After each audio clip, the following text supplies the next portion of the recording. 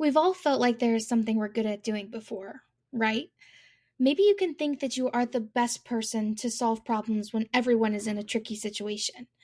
Maybe you think that you are the perfect shoulder to cry on for all of your friends. These are your strengths shining through. The Clifton Strengths Assessment allows us to see our strengths and what they mean to us individually. However, sometimes we may view our strengths through a negative lens that points out our flaws or our barriers.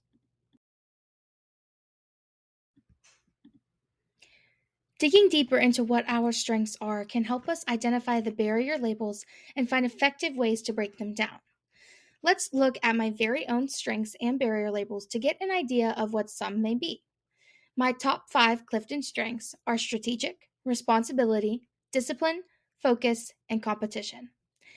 Everyone's strengths are personalized to who they are after they take the Clifton Strengths Assessment. When I received those as my top 5, I immediately knew they fit who I am. With strategic being my number one strength, it means I can be exceptionally talented in finding alternate ways to proceed, and I can easily spot relevant patterns and issues. I feel that this can be very true because I feel like my brain is always working to find the answers to what lies ahead. Responsibility is my second strength, and it helps me see that I can be exceptionally talented in taking psychological ownership of what I say I will do, and I am committed to stable values such as honesty and loyalty. After looking at my two top strengths and seeing the good they can offer me, let's address the negative side as well. While being strategic and responsible are both great strengths, they also have some pretty tough barriers. The strategic barrier label for me says that I tend to always need to try something different. This is a big problem I run into in my classes, at my job, and even in my day to day life.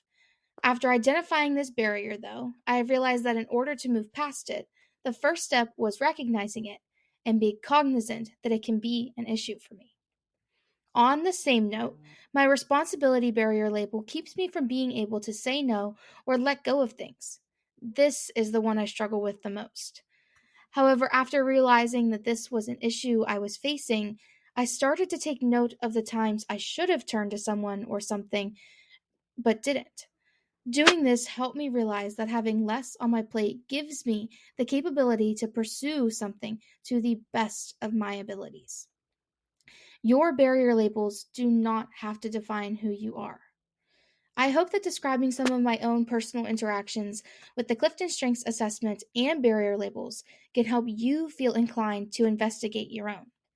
If you are interested in learning about your strengths and how you can use all parts of them to become a better version of yourself, take the Clifton Strengths Assessment through the WVU Purpose Center.